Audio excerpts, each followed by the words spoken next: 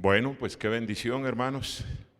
Ya no están los niños aquí, ya no están los adolescentes aquí, así es que ya todo el mundo se va a portar bien. Hasta el adolescente Marco Turriza creo que ya se fue. Entonces, no hay ningún problema. No, gracias a Dios por lo que escuchamos. Yo sé que el hermano Marco tiene que salir y está allá afuera, digo allá atrás. Normalmente allá es donde se sientan los incrédulos, los ateos, los paganos, y por eso es que está sentado allá atrás y se siente muy bien allá atrás. Entonces, qué bendición. Bueno, pues gracias a Dios, sí, los niños deben de salir. Deben de salir. Bueno, aunque no les digamos que salgan, ya se fueron. Qué bendición. Bueno, vamos a abrir nuestras Biblias en el libro, en la carta del apóstol Pablo a los Colosenses. Colosenses capítulo 2. Gracias a Dios por el mensaje que escuchamos. Espero que no se le olvide. Apréndalo. Necesitamos esto que acabamos de oír. Y qué bueno que el hermano Marcos predicó de eso, porque es la continuación lo que yo voy a predicar de lo que él estaba predicando. Yo no sabía que iba a predicar él, ni él sabía lo que yo iba a predicar, pero el Señor sí sabe, ¿verdad? Él sabe lo que necesitamos. Entonces, yo creo que el Señor por eso puso en mi corazón, predica esto. Es que si no le gusta el mensaje, reclámele al Señor, porque Él es el que arregla las cosas. Y no es casualidad que usted haya venido hoy a la iglesia. No es casualidad. Nada ocurre por casualidad. Si usted cree en la casualidad, usted no cree en la Biblia, porque la Biblia no nos habla de casualidades. La Biblia nos habla de que todo está en la mano de Dios y Él lo controla, Él lo dirige, Él lo mueve como Él quiere. ¿Sí? Entonces, gracias a Dios por ello. Colosenses capítulo 2, vamos a ponernos de pie, por favor.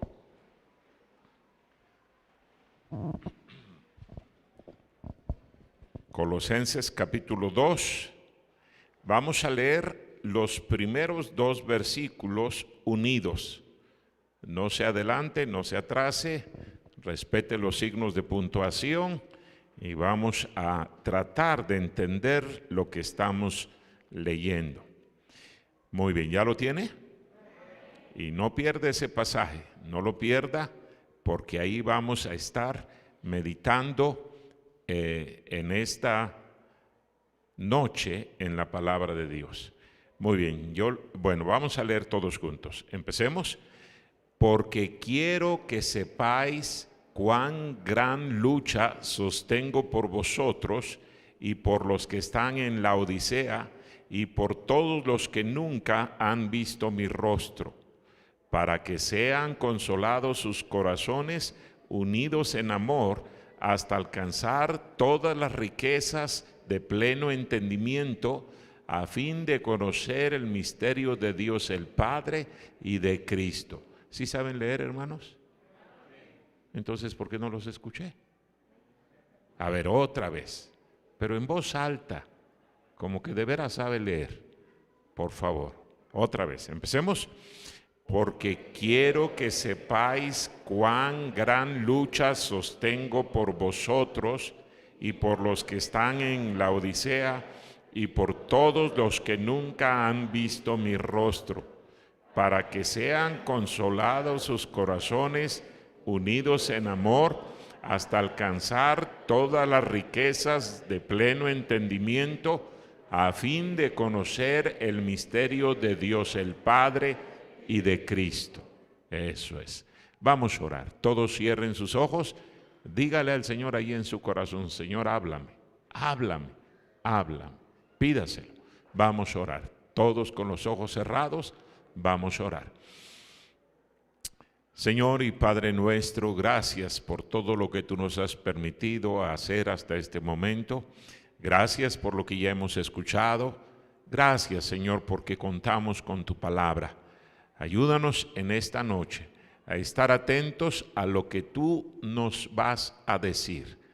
Ayúdanos a entender que lo que vamos a estar leyendo, escuchando, meditando en relación a tu palabra, no son palabras de un hombre, son palabras tuyas.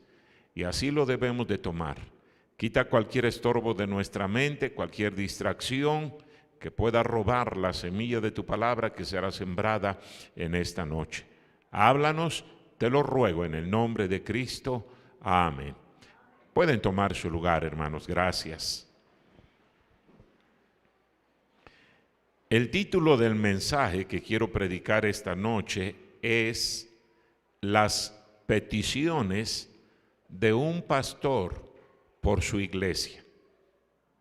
Las peticiones de un pastor por su iglesia. ¿Sabía usted que su pastor ora por usted? Si no lo sabe, sépalo. Su pastor ora. Más de lo que usted se imagina. Qué interesante lo que leemos en estos dos versículos. Bueno, y en general, en toda la carta del apóstol Pablo a los colosenses. Y digo, qué interesante, porque Pablo no conocía a los cristianos de la iglesia de Colosas. No los conocía.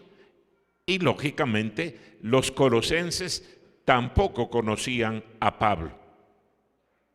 Pero Pablo nos dice aquí que él sostenía una lucha intensa por los colosenses, una guerra, y estamos hablando, hermanos, de una guerra espiritual, una lucha espiritual por los cristianos colosenses. En otras palabras, lo que Pablo nos está diciendo aquí es que él estaba orando, suplicándole al Señor por los miembros de la iglesia en Colosas. Mire lo que dice otra vez el versículo número 1. Estamos en Colosenses capítulo 2, versículo 1. Dice aquí Pablo: porque quiero que sepáis cuán gran lucha sostengo por vosotros. Pablo dice, yo quiero, hermanos colosenses, que ustedes entiendan, están en mi corazón. Están en mi corazón y yo oro por ustedes y yo intercedo delante de Dios por ustedes. Esa es a la lucha a la cual se está refiriendo aquí Pablo.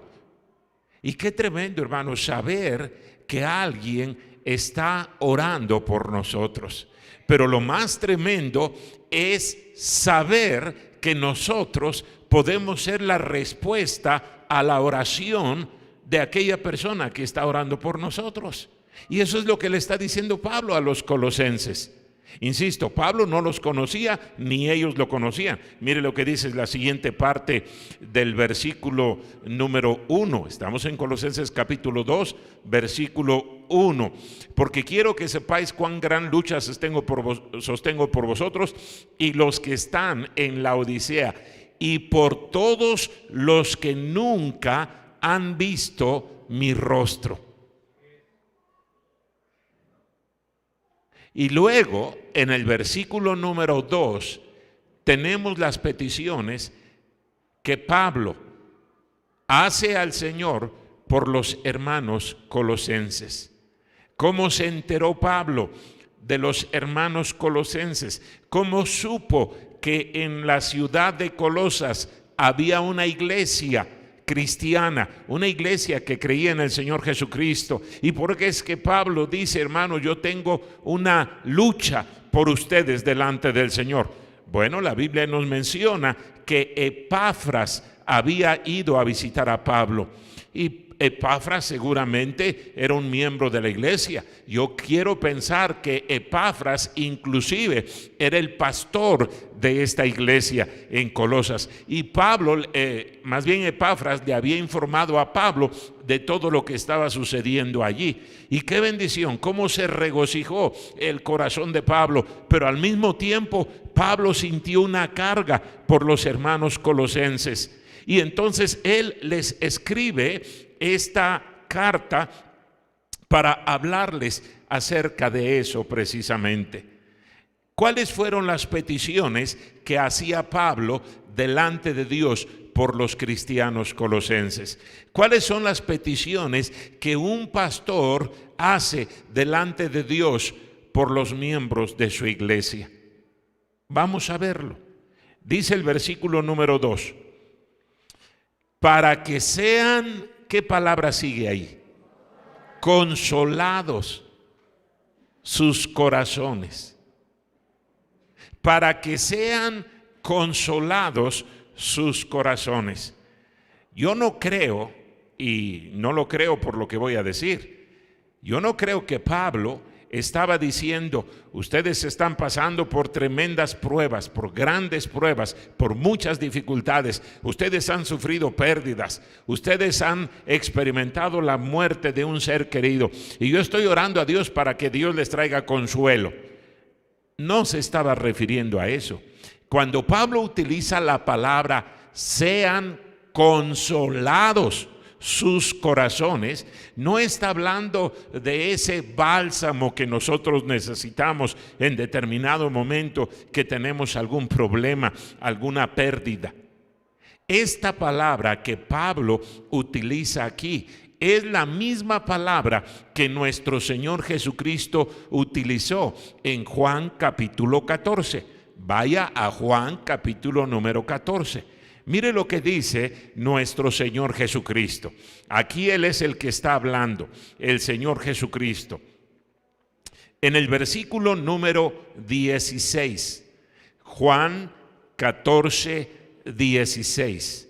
¿Ya lo tiene? No pierda Colosenses, porque se tardó como 1 hora en encontrarlo.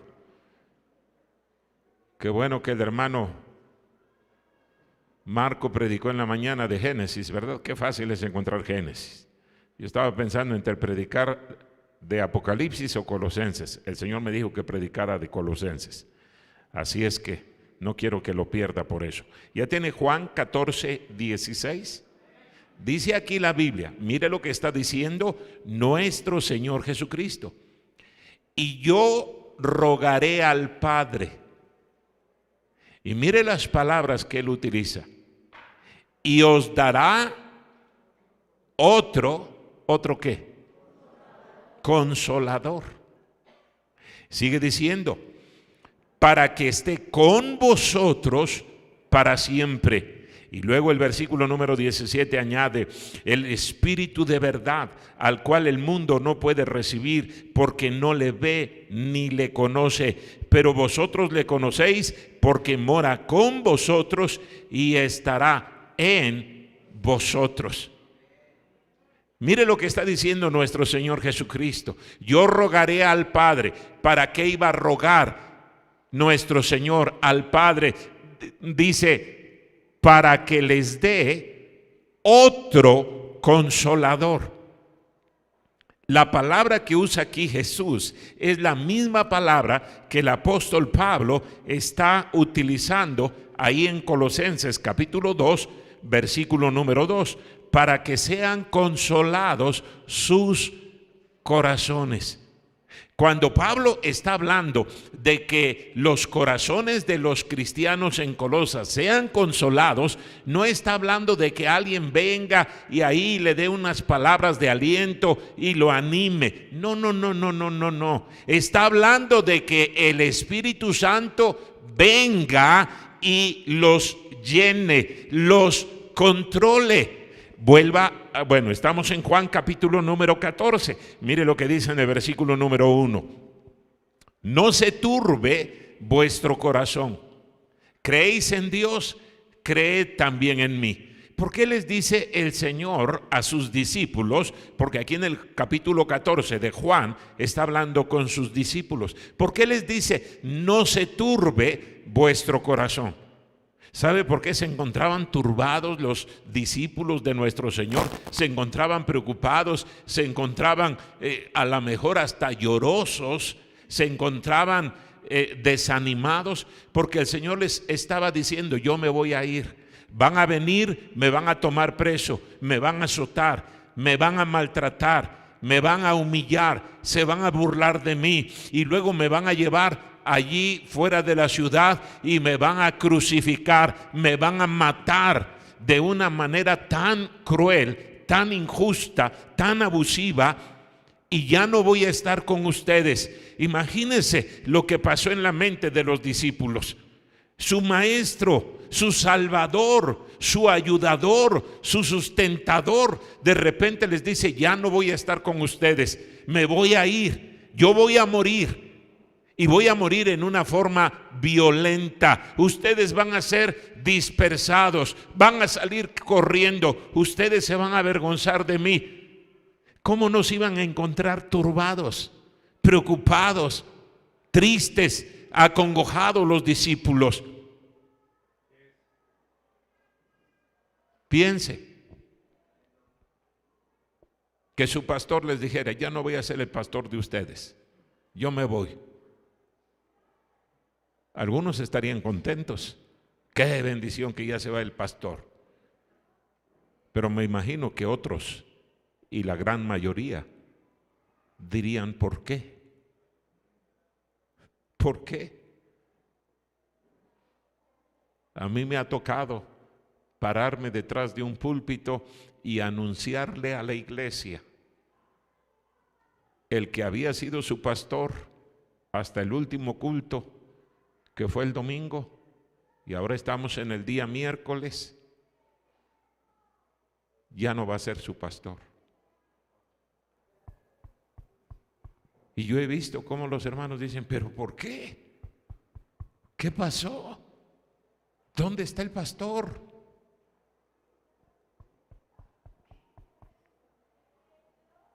Y he visto cómo algunos empiezan a llorar. Principalmente las hermanas lloran por todo.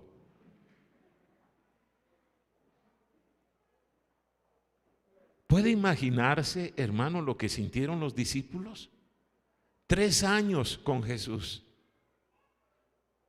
3 años a sus pies, 3 años viendo los milagros de Él, las maravillas de Él, y ahora les dice: ya no voy a estar con ustedes.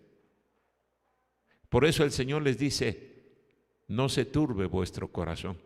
Y luego por eso les dice: no los voy a dejar huérfanos, no los voy a dejar abandonados. No, en realidad les conviene que yo me vaya, porque si no me voy, no enviaría.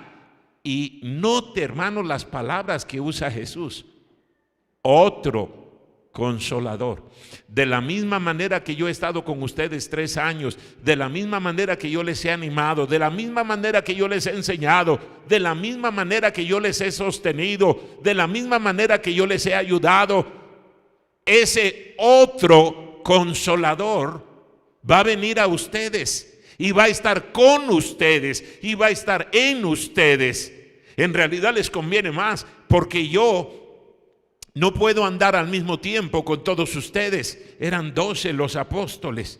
No podía estar con Juan y con Pedro y con Felipe y con cada uno de sus discípulos. No podía estar al mismo tiempo físicamente hablando. Y dice: pero el otro Consolador que venga, la otra persona que venga, ese sí va a estar con ustedes en todo momento, en cada lugar, en cada situación que ustedes se enfrenten. Entonces les conviene que yo me vaya.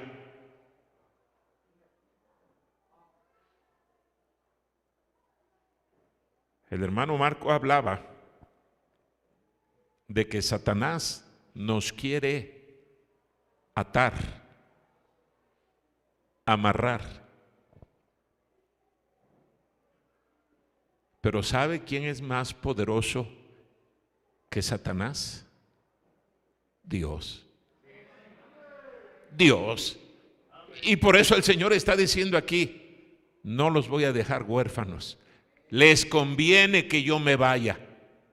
¿Ve por qué Pablo estaba diciendo, Señor, si hay algo que te pido por los hermanos colosenses, es que sus corazones sean llenos de tu Santo Espíritu, que el Consolador venga y los llene continuamente para que ellos puedan seguir adelante en su vida cristiana, vivir una vida cristiana victoriosa.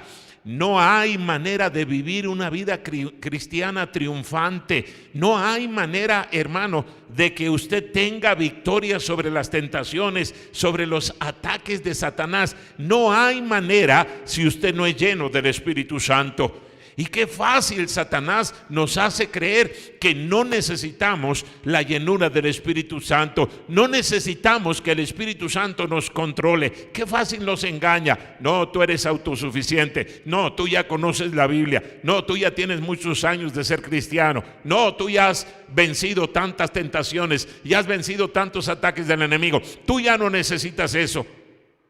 No lo necesitamos. Cada carta que el apóstol Pablo escribió habló acerca de esto. Mire lo que dice ahí en la carta a los Gálatas. Gálatas capítulo 5. Gálatas capítulo 5. El cristiano que no aprende esta verdad y no la practica, va a ser un cristiano derrotado, va a ser un cristiano fracasado, va a ser un cristiano inútil, va a ser un cristiano que muy pronto deje las cosas de Dios. Y eso es lo que quiere Satanás, pero no el Señor. Por eso Pablo está diciendo, hermanos, quiero que sepan la lucha que sostengo por ustedes delante de Dios. ¿Cuál era esa lucha? Que sus corazones sean consolados. Y si hay una petición que yo tengo delante de Dios por los miembros de mi iglesia, es que cada uno aprenda a andar en el Espíritu, aprenda a vivir, ser lleno del Espíritu Santo, siendo lleno del Espíritu Santo. Qué tremenda sería una iglesia llena del Espíritu Santo, que cada miembro de la iglesia, eso es un avivamiento, hermano, eso es un despertamiento espiritual. No necesitamos otra cosa si estamos llenos del Espíritu Santo. Pero qué tragedia que la mínima cantidad de miembros de las iglesias han aprendido esta verdad y viven llenos del Espíritu Santo. La gran mayoría ni les importa ni entienden lo que es esta enseñanza bíblica. Mire aquí en Gálatas capítulo 5, versículo número 16, lo que está diciendo el apóstol Pablo. Gálatas 5, 16. Digo pues, andad ¿en qué? En el Espíritu. Y note, hermano, la gramática. La palabra Espíritu está con E mayúscula. Y sabemos gramaticalmente que cuando se utiliza una letra mayúscula, estamos hablando de una persona. Es un nombre propio. No es cualquier espíritu, es el Espíritu Santo, el Espíritu de nuestro Dios. Por eso es que lo ponen con E mayúscula, porque ese es el nombre de una de las tres personas de la Trinidad. Sigue diciendo aquí, versículo número 16. Digo pues, andad en el Espíritu y no satisfagáis los deseos de la carne. Fíjese lo que está diciendo Pablo. Si tú andas en el Espíritu, los deseos carnales que tú vas a tener no te van a controlar, no te van a dominar, no te van a dirigir, porque tú andas en el Espíritu. Sigue diciendo ahí en el versículo número 17, porque el deseo de la carne es contra el Espíritu y el del Espíritu es contra la carne, y estos se oponen entre sí para que no hagáis lo que quisierais. Todos los cristianos tenemos esa batalla. Todos absolutamente. El mismo apóstol Pablo, ahí en Romanos capítulo 7, nos habla de esa lucha que él tenía en su interior. Y él dice: lo bueno que quiero hacer no lo hago, lo malo que no quiero hacer, eso hago. Y luego termina diciendo ahí en el capítulo número 7: miserable hombre de mí, ¿quién me librará de este cuerpo de muerte? Todos tenemos esa batalla, todos. Es que yo quiero ir a la iglesia, pero luego empiezo a ver un programa de televisión y se me hace muy interesante y me quedo.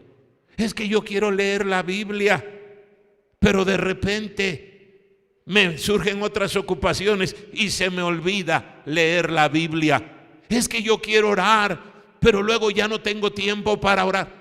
Dice la Biblia que la lucha entre la carne y el espíritu es permanente.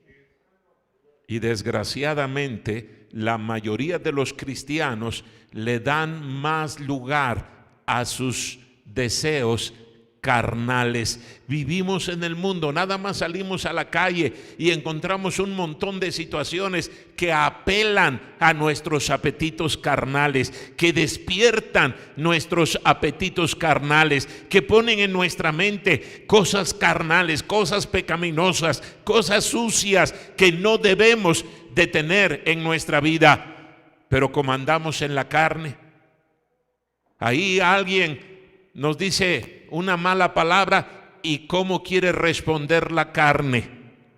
Mire lo que sigue diciendo ahí, versículo número 18. Estamos en Gálatas capítulo 5, versículo 18.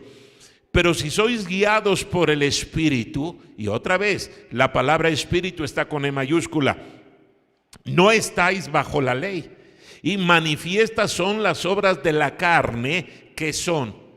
¿Qué es lo que hace la carne? Le gusta a la carne, desea la carne. Mire lo que dice: adulterio, fornicación, inmundicia, lascivia, idolatría, hechicerías, enemistades, pleitos, celos, iras, contiendas, disensiones, herejías, envidias, homicidios, borracheras, orgías y cosas semejantes a estas. Eso es lo que le gusta a la carne, y todos tenemos esa naturaleza carnal, todos absolutamente. Déjeme ilustrarle lo que Pablo estaba diciendo allí en Romanos capítulo 7. Necesito aquí a dos hermanos. ¿Sí está aquí el hermano Brian? No está. Bueno, dos de los que me han ayudado. Pásenle, hermanos, aquí. No importa. Yo no tengo preferencia por ninguno. Vaya a Romanos capítulo 7. Romanos capítulo 7. Mire lo que dice Pablo, hablando de esta lucha que él mismo está describiendo ahí en Gálatas capítulo número 5. Ya lo leímos. Mire lo que dice aquí. Romanos capítulo 7, versículo número 14. Porque sabemos que la ley es espiritual, mas yo soy carnal. Está hablando Pablo, ese gigante de la fe, ese hombre que escribió más del Nuevo Testamento, ese hombre que estableció iglesias en montones de lugares, que ganó no cientos de personas, miles de personas para Cristo. Tremendo siervo de Dios. Y dice aquí la Biblia: porque sabemos que la ley es espiritual, mas yo soy carnal. Y cada uno de los cristianos honestos, conscientes de sus limitaciones, de su naturaleza, tiene que decir esto: yo soy carnal, todavía tengo una carne, y a la carne le agrada el pecado, le gusta el pecado, busca el pecado. Así somos. No, pastor, yo ya no. ¿Sabe cuándo usted ya no va a tener esa lucha? Cuando se muera. Pero mientras su corazón siga palpitando, todavía, no importa que esté enfermo ahí tirado en la cama, su mente sigue trabajando, su mente sigue pensando carnalmente. Eso es de lo que está hablando el apóstol Pablo aquí. Mire lo que sigue diciendo, versículo número 15. Porque lo que hago no lo entiendo, pues no hago lo que quiero, sino lo que aborrezco, eso hago. Y si lo que no quiero, esto hago, apruebo que la ley es buena. De manera que ya no soy yo quien hace aquello, sino el pecado que mora en mí. Ahora, no se escude o se excuse en esta declaración de Pablo.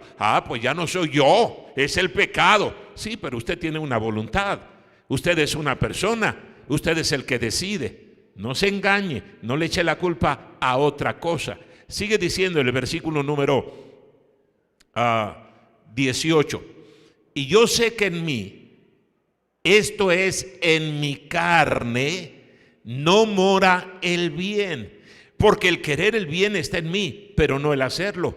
Porque no hago el bien que quiero, sino el mal que no quiero, eso hago. Y otra vez les recuerdo, hermano, y le insisto, esa es la lucha que nosotros tenemos, esa es la guerra, esa es la batalla que todos tenemos. Por eso Pablo dice ahí en Colosenses, hermanos, la lucha que yo sostengo delante de Dios es que ustedes aprendan a andar en el Espíritu, sean consolados sus corazones. En otras palabras, lo que está diciendo Pablo, yo le pido a Dios que ustedes sean llenos del Espíritu Santo continuamente, porque Pablo sabía que no se podía vivir de otra manera la vida cristiana. ¿Sabe por qué a usted les da miedo aún regalar un folletito a una persona?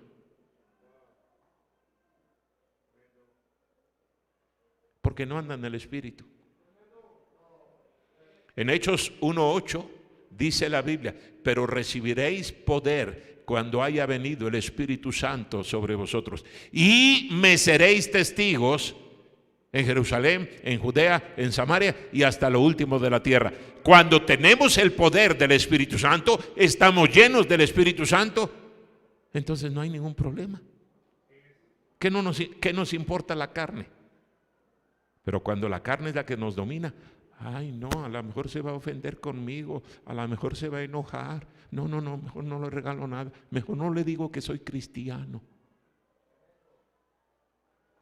Por eso Pablo insiste en que nosotros andemos en el Espíritu. Y aquí Pablo nos está explicando la lucha que había en su interior, y todos tenemos esa lucha. Si Pablo la tenía, usted la tiene, yo la tengo, cada cristiano la tiene. Y la única manera en la cual el cristiano puede tener la victoria sobre la carne es siendo lleno del Espíritu Santo. Pero mire lo que sigue diciendo, versículo número 19. Porque no hago el bien que quiero, sino el mal que no quiero, eso hago. Y si hago lo que no quiero, ya no lo hago yo, sino el pecado que mora en mí. Así que, queriendo yo hacer el bien, hallo esta ley, que el mal está en mí. Porque según el hombre interior, me deleito en la ley de Dios, pero veo otra ley en mis miembros, que se rebela contra la ley de mi mente, y que me lleva cautivo a la ley del pecado que está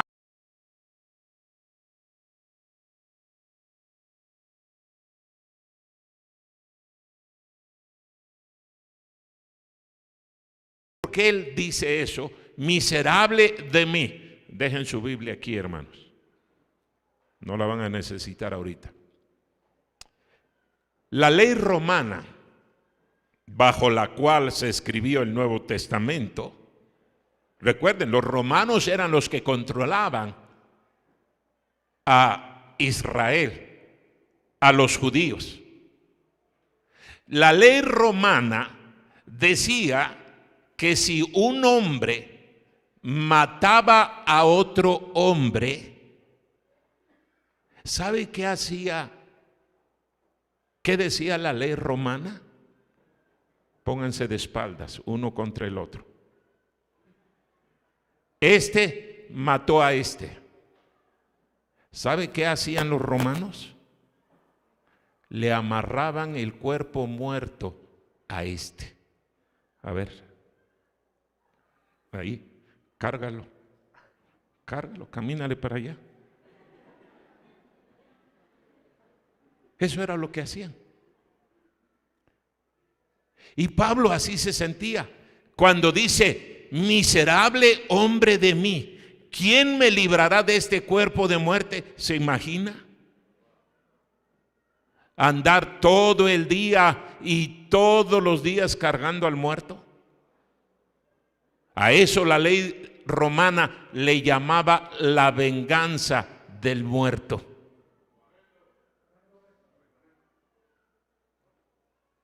Tarde o temprano, terminaba muriendo por el hedor, la descomposición, la pestilencia, la misma carga de llevar ahí el muerto todos los días, terminaba matándolo.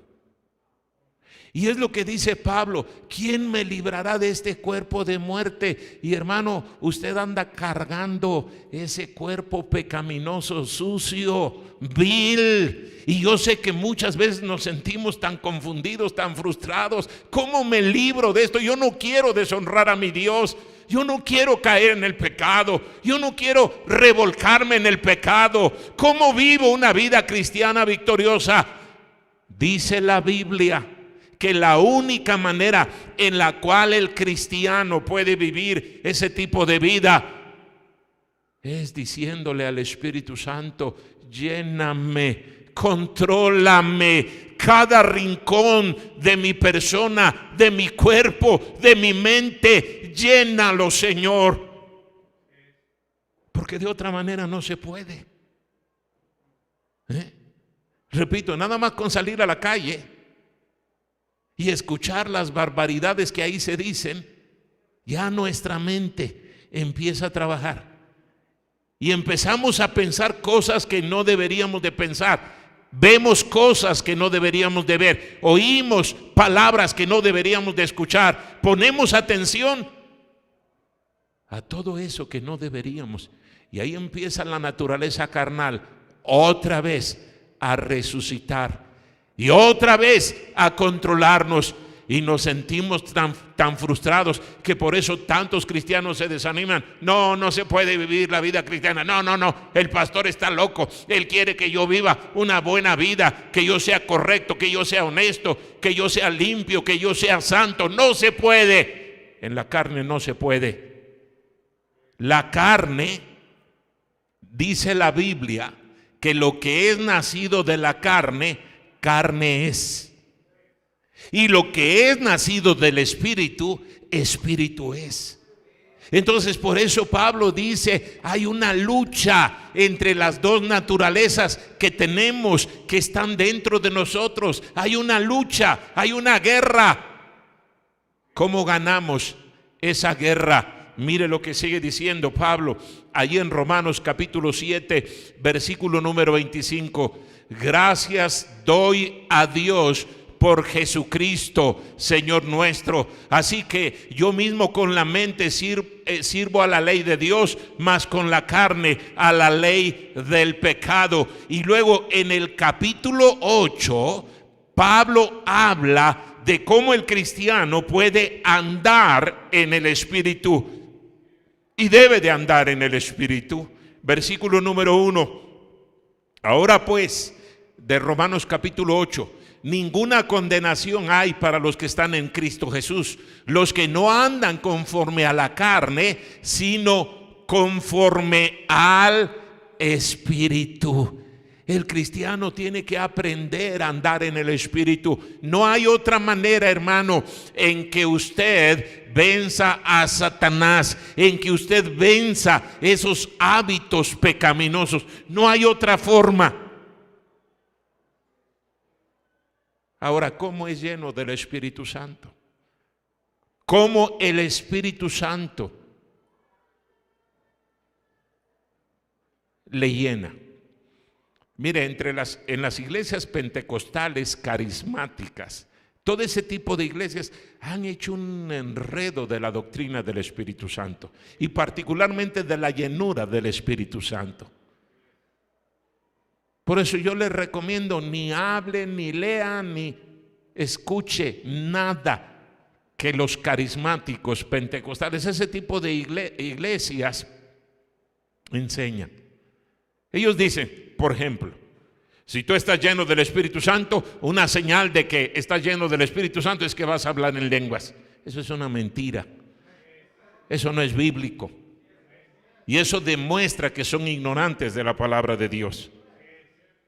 Otra señal de que tú estás lleno del Espíritu Santo es que vas a sanar enfermos.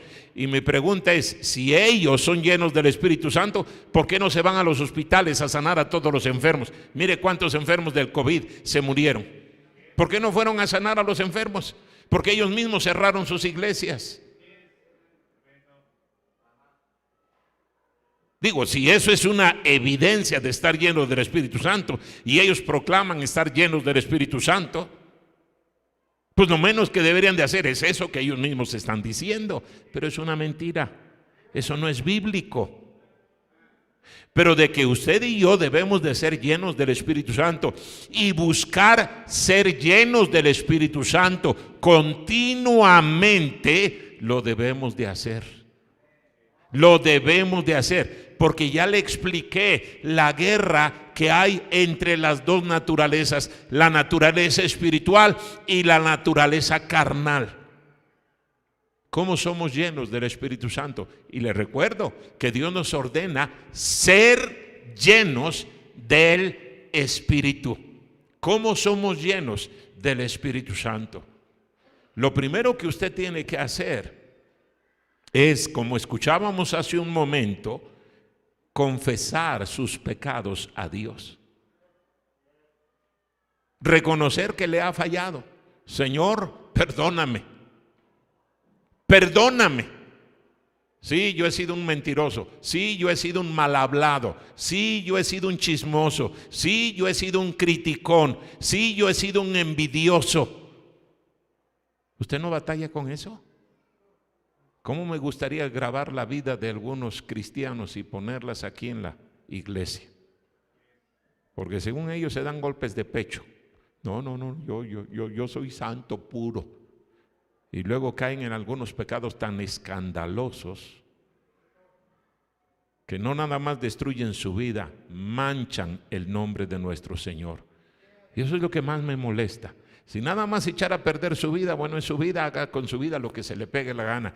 Pero ¿por qué manchar el nombre de nuestro Señor? ¿Qué culpa tiene Él? Confiese sus pecados. Luego, presente su cuerpo al Señor. Dígale: Señor, aquí estoy. Yo quiero que tú me llenes. Yo quiero que tú me controles totalmente. Y luego, dele gracias a Dios porque el Señor lo ha hecho. Así de sencillo es. No es nada complicado. Ahora, por supuesto, cuando nosotros presentamos nuestro cuerpo al Señor, se supone que nosotros estamos muriendo. Ayer en la mañana hablaba acerca de cómo experimentar la voluntad de Dios. Y Pablo dice aquí en Romanos capítulo 12, versículo número 1, Romanos 12, 1, así que, hermanos, os ruego por las misericordias de Dios que, ¿qué palabra sigue? Presentéis. Y yo les mencionaba ayer que la palabra presentar vuestros cuerpos, o la frase presentar vuestros cuerpos en sacrificio vivo, estaba recordando los sacrificios que se presentaban en la ciudad de Jerusalén. Todos los días se presentaban dos sacrificios, uno en la mañana y uno en la tarde. Por supuesto, yo estoy seguro que cada día había más que esos dos sacrificios. Pero Pablo dice, de la misma manera que el sumo sacerdote presenta ese animal, y quiere decir que cuando presenta ese animal, lo sacrifica, y ese animal muere y luego es quemado. La mayoría de las veces era quemado, era presentado en holocausto. Ese sacrificio, dice la Biblia que ese sacrificio subía como olor agradable a Dios. Pablo dice, eso es exactamente lo que tienes que hacer con tu cuerpo. Presentarlo en sacrificio vivo. En otras palabras, muere a ti mismo. Porque si usted no muere a sí mismo, cargando al cuerpo muerto, lo va a matar. De todas maneras va a morir. ¿Qué mejor que muramos antes que el Espíritu Santo nos llene? Y entonces, ¿qué es lo que vamos a ver en esos cristianos que son llenos del Espíritu Santo? Vaya a Gálatas capítulo 5. Otra vez, ahí donde estábamos leyendo, Gálatas capítulo 5. ¿Sí me estoy explicando, hermanos? Si nada más entendiéramos esto y viviéramos así continuamente, qué tremendos cristianos seríamos. Qué excelentes cristianos. ¿Usted cree que dos cristianos llenos del Espíritu Santo van a pelear?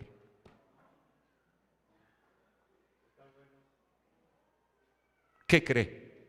Mire lo que dice aquí, Gálatas capítulo 5, versículo número 22.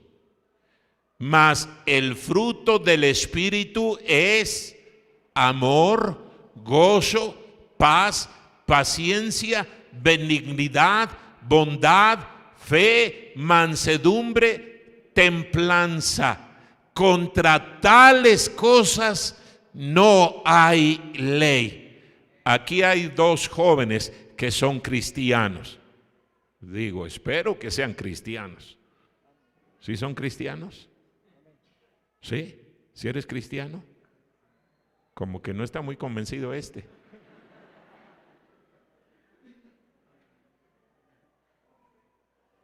Si estos dos jóvenes andan en su carne, ¿qué cree que va a ocurrir allí? Pleitos, envidias, celos, malas palabras, robos, amenazas, gritos. Eso es lo que va a existir. Ya lo leímos ahí mismo en Gálatas capítulo 5, cuáles son las obras de la carne. Pero ahora, si los dos son llenos del Espíritu Santo, dice la Biblia que el fruto del Espíritu es amor, gozo, paz, paciencia, benignidad, bondad, fe, mansedumbre, templanza. Y agrega Pablo, contra tales cosas no hay ley. ¿Qué les va a afectar a ellos dos? Nada, nada. Van por la calle y alguien los insulta, les grita malas palabras. Si están llenos del Espíritu Santo, ¿les molesta esas malas palabras? No. No. ¿Por qué? Porque andan en el Espíritu. ¿Sí? Pero si andan en su carne, nada más con que lo vean feo, se le queden mirando fijamente, luego, ¿qué me ves? ¿Soy o me parezco? ¿Qué? ¿No te gusta? Yo he conocido a cristianos así, saliendo de la misma iglesia y aún estando en la misma iglesia. Los hermanos sugieren, le dice, hermano, pase más adelante. No. Por favor, hermano, pase. No, ¿por qué? A mí nadie me da órdenes. Yo me quedo aquí. ¿Sabe por qué usted responde de esa manera? Porque usted es carnal. Carnal. No, pero yo soy cristiano. ¿Y eso qué tiene? ¿Qué tiene? Pedro era cristiano y hasta maldijo el nombre de Cristo. ¿Ve por qué Pablo decía, ruego al Señor? Tengo una lucha tremenda por ustedes, hermanos colosenses. Aunque no me conocen, yo le pido a Dios que sus corazones sean llenos del Espíritu Santo. No hay manera de que haya un pleito si los dos andan en el Espíritu. Con que uno de los dos ande en el Espíritu, no hay pleito. Porque para que haya un pleito se necesitan dos. Uno solo no se pelea a menos que esté loco, que esté demente, ¿verdad? Pero para que haya un pleito, tiene que haber dos. ¿Por qué en los matrimonios hay pleitos? ¿Cuántos matrimonios hay aquí? A ver, levante la mano. Levante la mano. ¿Usted está casado? Levante la mano, no le dé vergüenza. No sea sinvergüenza, mañoso. Baje su mano. ¿Cuántos honestamente? Y no mienta. Porque si usted miente, ahorita va a caer un rayo aquí y lo va a matar. ¿Cuántos honestamente dicen, pastor, yo sí he tenido desacuerdos, malos entendidos y a lo mejor hasta pleitos en mi matrimonio? A ver, levante la mano. Mire, todos levantaron la mano. Tienen miedo de que les caiga un rayo, ¿verdad?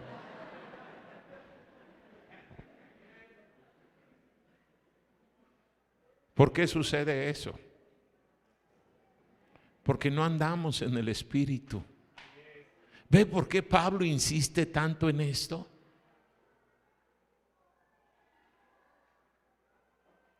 Ande en el Espíritu.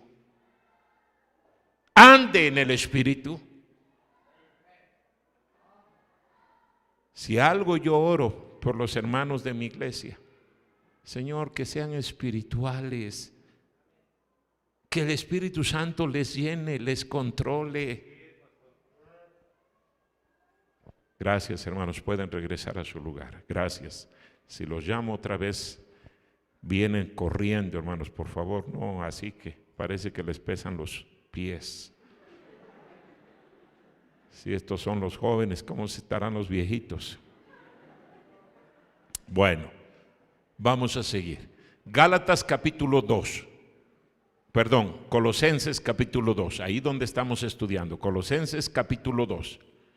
La primera petición que Pablo tiene por los cristianos colosenses es para que sean consolados sus corazones. Y luego mire las siguientes palabras.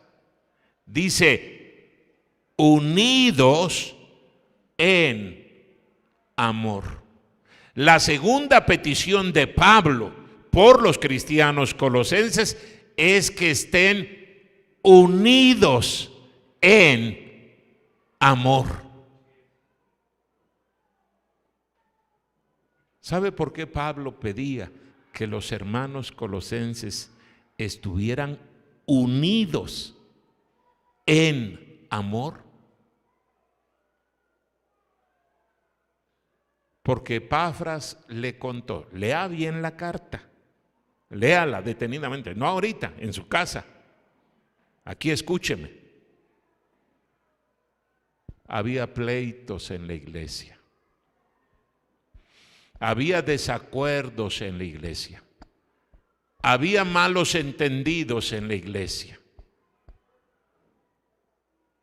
Una iglesia dividida no va a llegar a ningún lado. No va a llegar a ningún lado. Una iglesia unida no tiene límite. No tiene límite. Miren el libro de los Hechos, no ahorita, pero léalo en su casa. La iglesia en Jerusalén, mientras estuvo unida, y ahorita les voy a explicar qué es unidad. Qué tremendo trabajo hicieron. La iglesia creció y creció y creció y creció y creció. De tal manera que prácticamente toda la ciudad de Jerusalén escuchó el evangelio. No todos aceptaron a Cristo, pero toda la gente escuchó el evangelio. Y la iglesia lo vemos que creció rápidamente, de ser 120 el día de Pentecostés en el aposento alto. Después se agregaron 3,000, luego 4,000, luego miles, luego una multitud, dice la Biblia. Algunos estudiosos de la Biblia e historiadores bíblicos han dicho que la iglesia de Jerusalén muy pronto llegó a tener más de 20,000 personas. Estamos hablando de una ciudad de 100,000 personas. Esa es la cantidad que calculaban que tenía la ciudad de Jerusalén en aquellos días. Entonces piense, si tenía 100,000 personas la ciudad y 20,000 eran miembros de la iglesia de Jerusalén,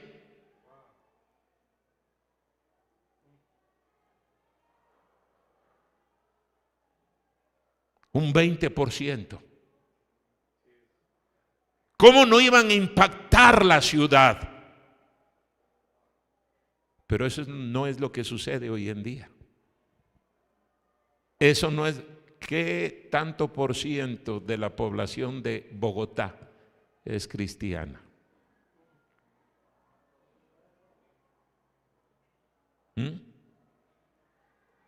Sinceramente, yo creo que es la misma cantidad que en la mayoría de las ciudades de nuestros países latinos. Ni un 1%. Y eso debería de ser una vergüenza para nosotros. Porque nosotros somos cristianos. El Señor nos ha dado la orden de predicar el evangelio a toda criatura. ¿Qué es unidad? Unidad no es, él me cae bien, somos cuates, somos del mismo rancho, así es que somos bien amigos y me invita a comer. Entonces me cae bien, ese sí es mi amigo, yo estoy unido con él. No, eso es interés, eso es ser interesado, eso no es unidad. ¿Sabe qué es unidad? Vaya en la Biblia, 1 Corintios capítulo 1. Qué tremendo que en esta iglesia y en cada iglesia hubiera unidad. ¿Sabe que los ataques de Satanás a una iglesia, los ataques de fuera a la iglesia, no le hacen nada a la iglesia? Antes, al contrario, la fortalecen, la hacen más fuerte, más unida. Pero los ataques que surgen de dentro de la misma iglesia, ¿cómo hacen daño a la iglesia? ¿Cómo destruyen a la iglesia? Es como en una familia. Si la familia está unida y alguien agrede a un miembro de la familia, todos defienden a ese miembro de la familia. Pero cuando la familia se divide de dentro, papá y mamá se andan agarrando a gritos, a insultos, diciéndose malas palabras. Los padres están contra los hijos contra los padres.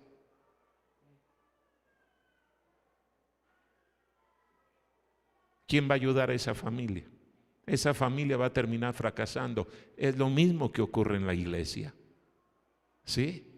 Por eso es que Satanás nos pone tantas ideas mundanas, ideas contrarias a la palabra de Dios. No, pues yo tengo derechos y yo voy a reclamar mis derechos. No, pues en la iglesia deben de pedirme mi consentimiento para hacer esto, para hacer lo otro. ¿Dónde dice eso en la Biblia? Y hay otros cristianos tan carnales, tan mundanos que dicen, yo quiero saber qué se está haciendo con mi dinero. Ahora, no me malentienda. Yo creo que si alguien quiere que las cosas se hagan transparentes, claras, debe de ser el pastor. Cada centavo que entra en la iglesia, cada centavo que se debe de informar en qué se gastó. Yo creo así lo hacemos en mi iglesia. Yo no toco el dinero de la iglesia. Yo sé cuánto entra, yo sé cuánto sale, yo sé en qué se gasta. Yo lo sé, pero yo no toco el dinero de la iglesia. ¿Por qué? Porque yo quiero conservar mi buen testimonio. A mí nadie me ha acusado de ser ladrón. Bueno, sí me han acusado. No, el pastor, mira, ese carro nuevo que trae, quién sabe, se está robando los diezmos de la iglesia. Porque así son los lenguas largas. Y mira las carcachas que tenemos de autobuses en la iglesia. ¿Por qué no dio ese dinero y compró un autobús? Así son. Y Satanás le puede utilizar a usted, hermano, para meter esos malos pensamientos en su cabeza. No me diga que no. ¿Por qué acepta usted esos pensamientos mundanos? Porque efectivamente usted se está nutriendo de lo que dice el mundo, no de lo que dice la palabra de Dios. Para el cristiano debería de ser mucho más fácil estar unido, porque tenemos un punto de acuerdo, es este. Si Dios lo dice aquí, vamos a hacerlo. Si Dios no lo dice aquí, no lo vamos a hacer. No importa quién diga lo contrario. Y ese es el problema. No, pues tenemos derechos. No, pues el gobierno de la iglesia es democrático, dicen algunos ignorantes de la palabra de Dios. ¿Dónde se utiliza esa palabra en la Biblia? Yo nunca la he encontrado. He leído montones de veces la Biblia y no he encontrado esa palabra, democracia. Aquí no está. ¿Sabe cómo es el gobierno de la iglesia? Teocrático. Dios debe de estar mandando en la iglesia. Pero tantas ideas mundanas que agarramos ignorando la palabra de Dios. Por eso hay pleitos. ¿Cuántas iglesias se han dividido? Yo he conocido montones de iglesias que se han dividido. ¿Sí? Y que hay pleitos a muerte entre miembros de las iglesias. ¿Ve por qué Pablo decía, Señor, que los hermanos colosenses sean consolados sus corazones, sean llenos del Espíritu Santo y que estén unidos en amor al Señor? Ese debe de ser el pegamento que nos una, y si ese pegamento nos une, nadie nos va a dividir. Pero mire lo que significa la palabra unidad en la Biblia. Primera de Corintios capítulo 1, versículo número 10. ¿Ya lo tiene? Dice aquí la Biblia: os ruego pues, hermanos, por el nombre de nuestro Señor Jesucristo, que habléis todos una misma cosa, y que no haya entre vosotros divisiones, sino que estéis perfectamente unidos en una misma mente y en un mismo parecer. Eso es unidad. ¿Qué es lo que está diciendo Pablo aquí? Que todos tengan una misma manera de pensar, que todos tengan una misma manera de sentir y que todos estén caminando en una misma dirección. Eso es unidad. ¿Sabe por qué hay cristianos que no les importa lo que está sucediendo aquí en la iglesia?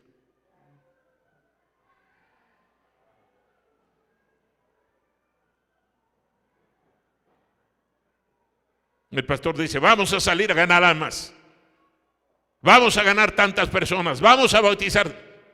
Que lo haga él. Yo no tengo tiempo. Yo estoy muy ocupado. Yo tengo mucho trabajo que hacer. Usted no está unido. ¿Y sabe por qué no está unido? Porque no está de acuerdo con la palabra de Dios. Aunque dice que cree en la Biblia, no está de acuerdo. Porque nuestro punto de acuerdo es lo que dice la Biblia. Si aquí dice algo el Señor, no importa que yo haya pensado de otra manera, mi mente debe de estar de acuerdo con la Biblia. Y si yo pienso como la Biblia quiere que piense, como Dios quiere que yo piense, entonces yo voy a hablar como Él quiere que hable.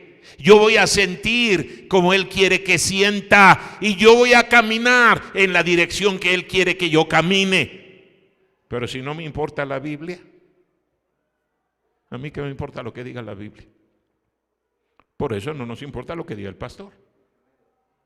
A mí qué me interesa. Esa es la idea de él, que él haga lo que él quiera.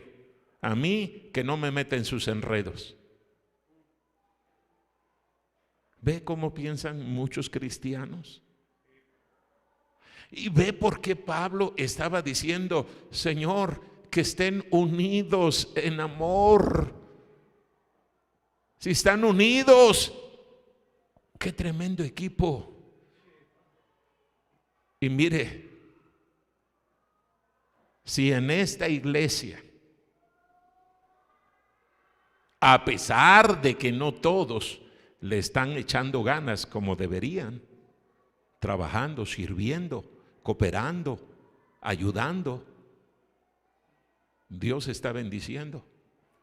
¿Qué pasaría si el 100% de los miembros de esta iglesia dijeran, voy a dejar a un lado mis propias ideas, mis propios intereses?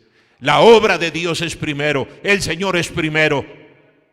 Y hermanos, hay suficiente evidencia en la Biblia para que usted sepa que lo que se está haciendo aquí es la voluntad de Dios. No me diga que Dios no quiere que más personas escuchen el Evangelio. ¿Para qué vino Cristo? Para salvar a los pecadores, dice la Biblia. Si esa es la carga que nosotros tenemos, amén, pastor, échele ganas. Échele ganas. Y aquí estamos para respaldarle el trabajo. Y créamelo, hermano, muy pronto este local no les va a ser suficiente. No les va a ser suficiente. Y Dios se va a encargar de darles todo lo que necesitan. Pero, y ese es el gran problema de muchas iglesias. Hay miembros en la iglesia que no quieren eso.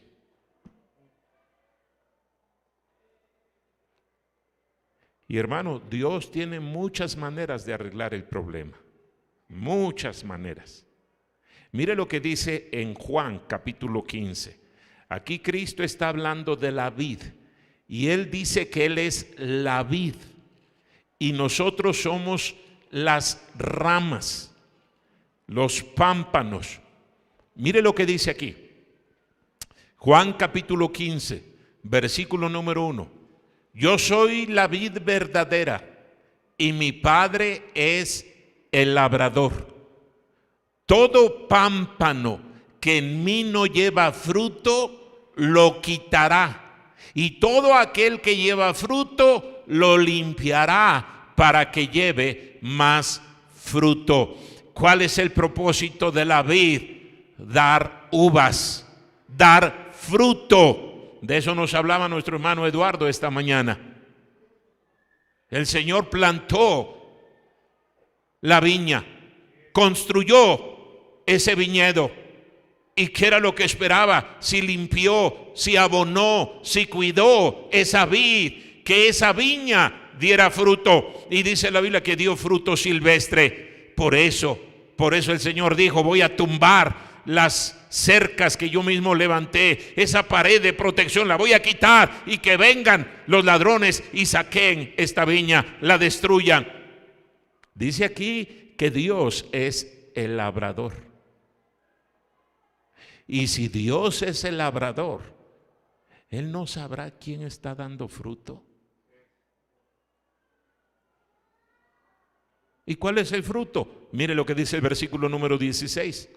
No me elegisteis vosotros a mí, sino que yo os elegí a vosotros y os he puesto para que vayáis y llevéis fruto y vuestro fruto permanezca.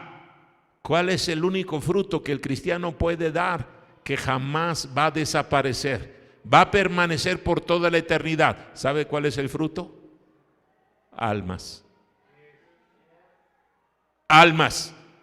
Dice, tú no me elegiste, yo te elegí. ¿Para qué nos eligió el Señor? Para que ya vayas y lleves fruto. Y tu fruto permanezca por toda la eternidad. Y luego nos hace una promesa ahí. Versículo 16, la última parte.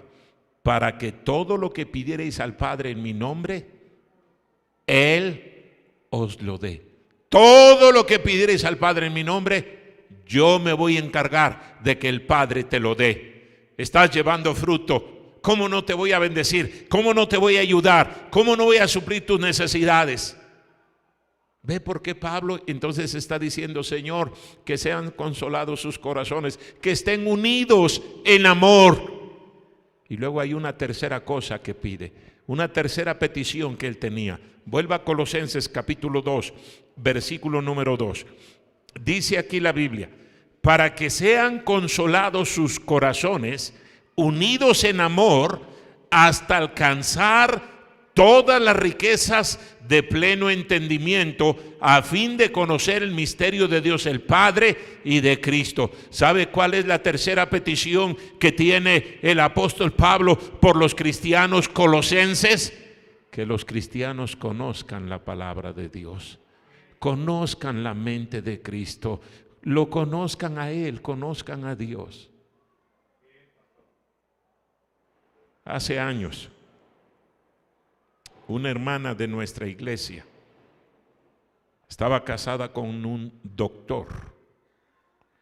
Ella empezó a venir a la iglesia. Ese doctor era una eminencia. Había hecho quién sabe cuántos posgrados. Era un hombre muy inteligente. La hermana tenía una carga por su marido. Él no era cristiano. Él se decía ateo.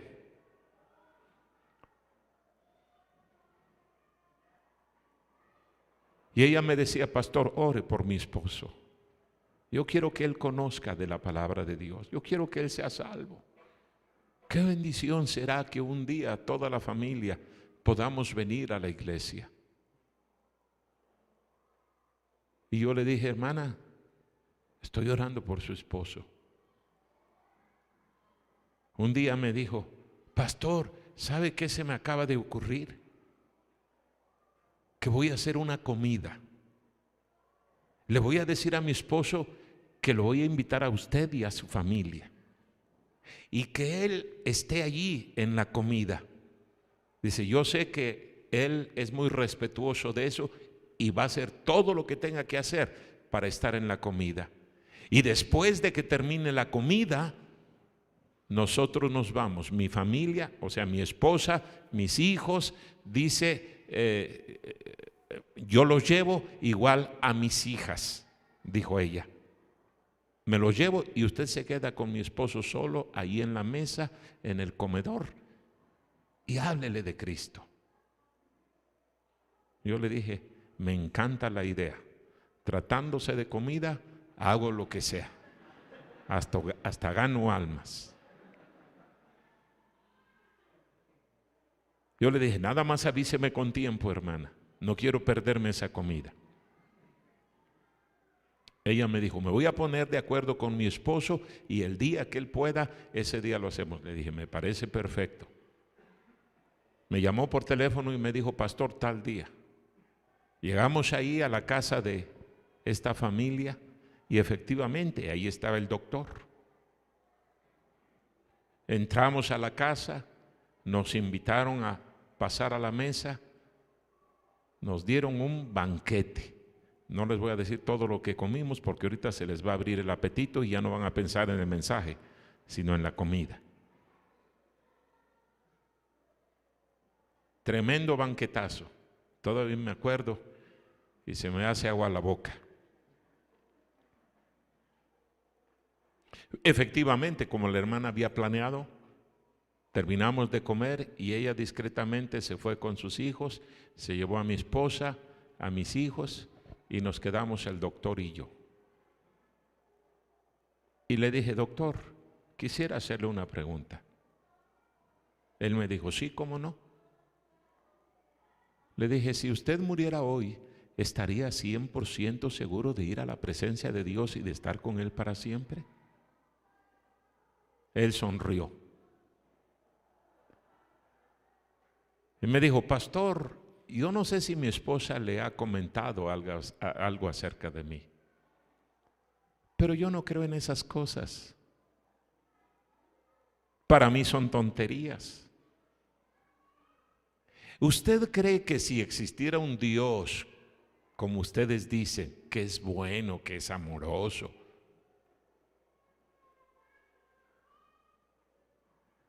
puede permitir tanto sufrimiento en este planeta? Todos los días dice, yo enfrento a la muerte. Todos los días yo tengo que ver personas sufriendo. ¿Cómo un Dios de amor puede permitir eso? Le dije, doctor, si usted me permite, yo le explico. Él me dijo, le escucho. Le dije, mire, la Biblia dice que no es Dios el que lo permite. Es el pecado del hombre. Y empecé a explicarle el plan de la salvación. Él me escuchó, de repente me hacía alguna pregunta aquí, otra pregunta allá. Yo creo que estuvimos hablando como unas 2 horas. No quiso aceptar a Cristo. Escuchó el plan de la salvación. No quiso. Pero él me dijo, pastor, yo quisiera conocer a Dios como usted lo conoce. Usted habla de Dios como si fuera su amigo. Parece que lo conoce. Le dije, sí, sí lo conozco. ¿Y sabe que usted también lo puede conocer? Le dije, aquí está. Aquí está. Aquí puede conocer a Dios. Nos despedimos y le dije, voy a estar orando por usted. Él dijo, gracias. Muy amable el hombre, muy educado, muy respetuoso. Yo creo que pasaron como unos 3 años. Y un domingo en la mañana lo veo que entra a la iglesia. Y se sienta ahí atrás. Normalmente, como dije, ahí atrás se sientan los ateos.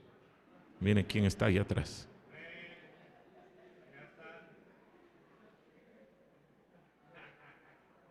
Y yo dije, Señor, gracias. Gracias, Señor. Ahí está ese hombre. ¿Quién se iba a imaginar que iba a llegar a la iglesia? Y ese domingo aceptó a Cristo como su Salvador. Estamos orando por ese ateo a ver si hoy acepta a Cristo como su Salvador. Aunque yo sé que tiene el corazón bien endurecido.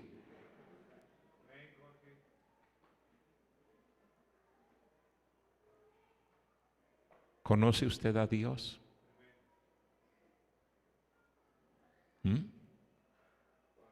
¿Conoce a Dios? Ese es su problema. No lo conoce. Por eso se deja llevar por la voz de la gente inconversa.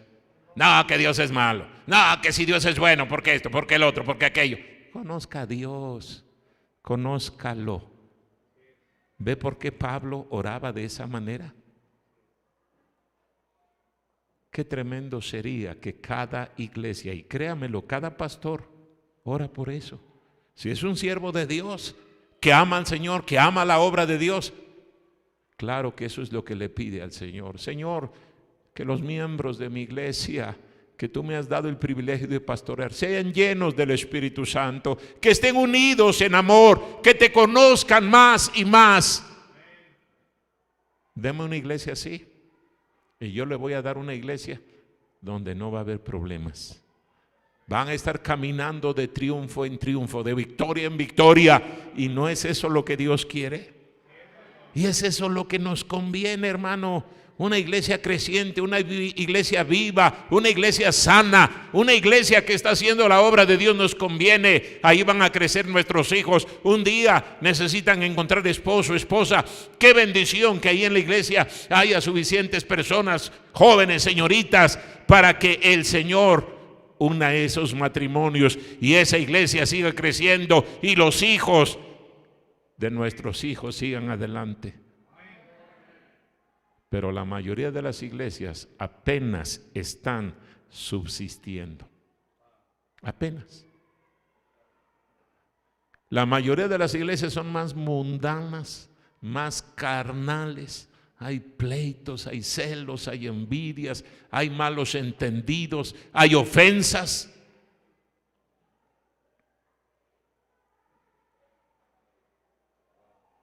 ¿Cómo está esta iglesia? Yo no sé, pero usted sí sabe, y el Señor también. Vamos a orar. Cierre sus ojos, incline su rostro. Vamos a orar. Nadie esté viendo, todos con los ojos cerrados. Vamos a orar. Señor, gracias por tu palabra.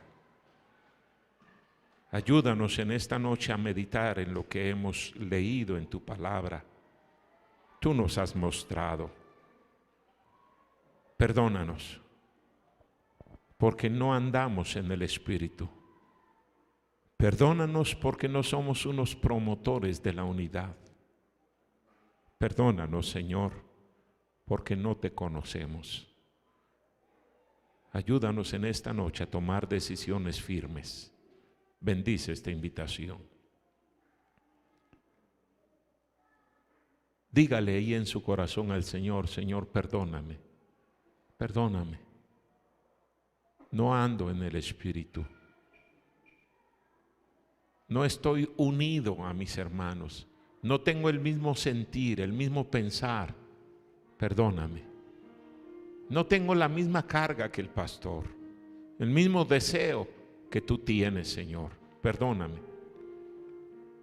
Dígaselo. Dígaselo. No te conozco lo suficiente, Señor. He sido negligente, he sido descuidado, he sido perezoso. Perdóname. Déjeme hacer una pregunta. ¿Habrá alguien aquí en esta noche que dice: pastor, yo no estoy 100% seguro de que cuando muera voy a la presencia de Dios, pero quisiera tener esa seguridad? Por favor, ore por mí. Levante su mano. ¿Habrá alguien que diga eso? Gracias a Dios por esa mano, y aquella otra mano, y esa otra mano, y esa otra mano. Si algunos ganadores de almas me ayudan, por favor, de una vez, mantenga la mano en alto, por favor, no la baje, no la baje. Gracias a Dios, gracias a Dios. ¿Quién más? ¿Habrá alguien más que dice: pastor, yo no sé a dónde voy a ir cuando llegue el momento de mi muerte, pero quiero tener la seguridad de que cuando muera voy a la presencia de Dios? Ore por mí. Levante su mano. ¿Alguien más? No le dé vergüenza. No queremos avergonzar a nadie. Queremos ayudarle. ¿A alguien más?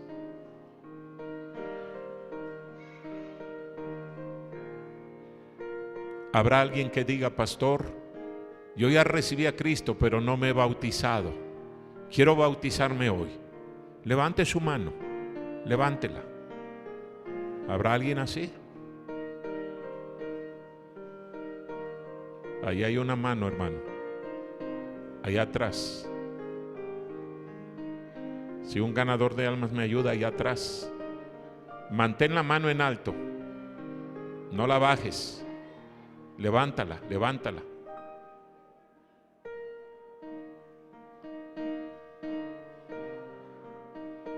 ¿A alguien más?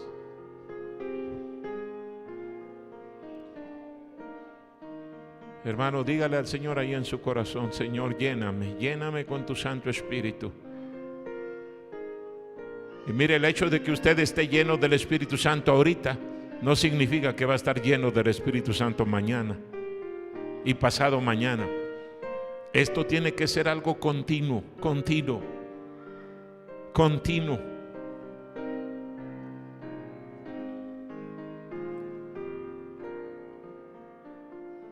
Pídale perdón al Señor.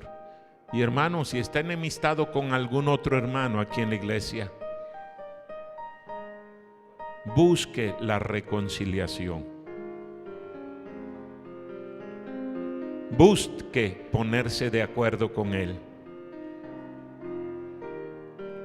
No, pastor, él me ofendió.